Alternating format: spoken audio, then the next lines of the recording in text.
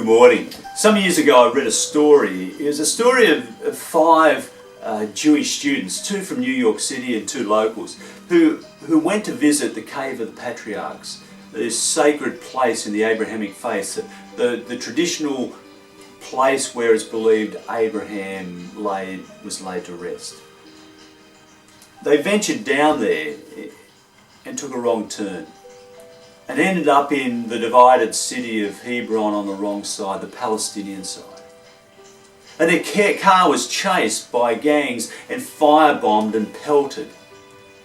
They got out and they started running for their lives, desperate and hopeless and helpless. And as they ran, not knowing where they were running to, this Palestinian man comes out of his home and runs at them and speaks in Hebrew and reassures them and invites them to come into his home, where he protects them, keeps them safe, and calls the police to help them be escorted out back to safety.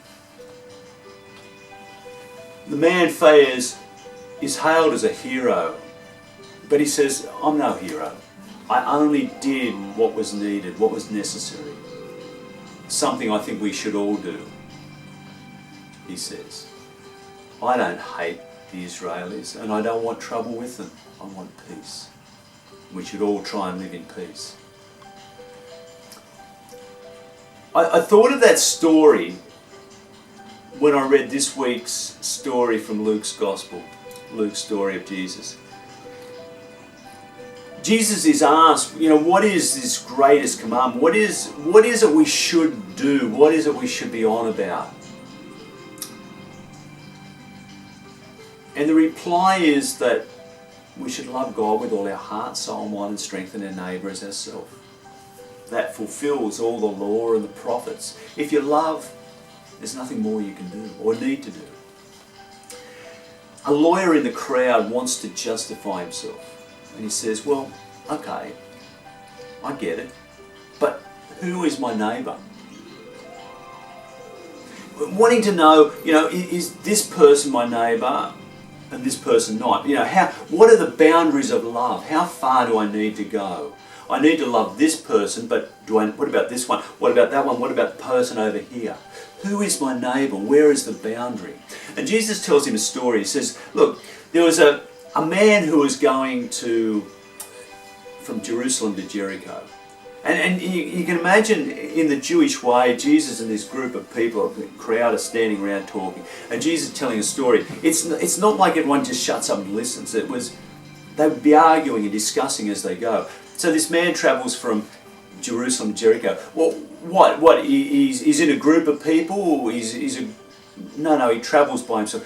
That's stupid. Why would you do that? And there'd be to and froing about this story and why this man is travelling alone and on that road, which is dangerous. And then Jesus gets to the point where he says, and on the way he was attacked and beaten by robbers who stole everything he had and left him for dead on the side of the road. Well, of course, that's what happens on this road, so it would go on. And then he gets to the interesting bit. Along comes a priest, a Jewish priest, a man of God. Surely this one is going to help him. Isn't this a great story? And the man himself, you can imagine, lying there half dead, sees a priest and thinks, I'm okay. But the priest goes by on the other side of the road and doesn't even stop, glances and keeps going. And the crowd, you can imagine, talking, discussing. We're not told why he does this, but the crowd, why did he do that? Or maybe he was going somewhere really important and he didn't want to be unclean by touching a man who was bloodied. And all of this, they were to and fro reasons why. The fact is, he couldn't, he wouldn't, and he didn't. He couldn't, wouldn't, and didn't stop to help someone, his fellow countryman in need. Next comes a Levite, another religious person. Surely this one will do the job. He'll fix him. But he too walks by on the other side of the road. Again, is he unclean? Has he got a more important meaning? Is he blah, blah? What's the reason? We're not told. He couldn't, he wouldn't, he didn't. Then comes the clincher. A Samaritan comes by. A Samaritan is a sworn enemy of the Jewish people. The Samaritans and Jews just didn't get along. Surely this man, they can see this man, he's not going to walk by on the other side of the road. He's going to go up and finish the job, pull the knife out and plunge it in, kick him in the head, whatever. And as Jesus tells the story and this man goes over to him, here it comes, he'll finish him off.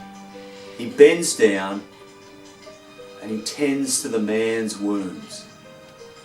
He bathes them and wraps them and puts the man on his animal or on his donkey and takes him to the next town to an inn. And there he puts him up for the night and cares for him. And then he pays the innkeeper to look after him while he finishes his journey and says, when I come back on my return trip, I will pay you whatever's owed. This man doesn't only help him, he goes the extra mile in sacrificing, in giving much of himself for this man who is an enemy. And then Jesus says to the lawyer, so, who do you think was a neighbour to the man who was left for dead? And the lawyer won't even say Samaritan. He says, well, the one who stopped and helped him. And maybe in that, maybe Luke is sort of saying, it's no longer Jew and Samaritan, only human beings. That this man has made him a neighbour. And in being a neighbour, the barriers of religion, of culture, of any kind of status and difference is broken down. And we become fellow human beings. And love reaches out and builds a bridge. That's what it means to be a neighbour. Anyone we can be a neighbour to. And as I hear that story and think of that crowd discussing why the priest and the Levite didn't stop, I can hear my own excuses for the people I knowingly or unknowingly have not stopped to help. It's too hard, I don't know what to do, I'm in a hurry, I've got something important to go to, I don't have the resources, There's a reason, lots of reasons, lots of excuses why I may not be a neighbour to the person who needs help. But Jesus invites us to become neighbours to everyone. I remember Martin Luther King Jr. reading something of his story and him saying to his followers or the people sharing the civil rights movement with him, saying, we do not hate, we will not hate those who are our enemies, those who hate us. We will not make enemies of them and will not hate them. We will resist the evil they do, but we will love them as human beings. We will love our enemies and do good to them. We will resist the evil they do, but we will love them. And I hear these stories and it challenges me.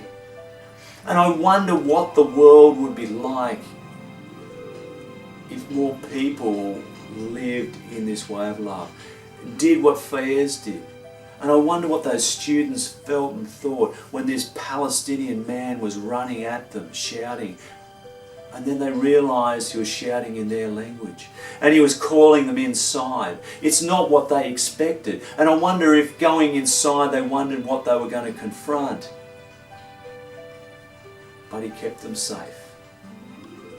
He was a neighbour to people who are supposed to be enemies. And those stories pipe up anywhere and everywhere. People reaching out over the divisions, the barriers, to make neighbours of people who are different, who think differently, live differently, believe differently, speak differently, have different cultures. Jesus invites us to love one another, to love God with everything we have, to love our neighbour as ourselves, to love ourselves, and to love the world in which we live and all its creatures. What a difference it'll make if we all do that.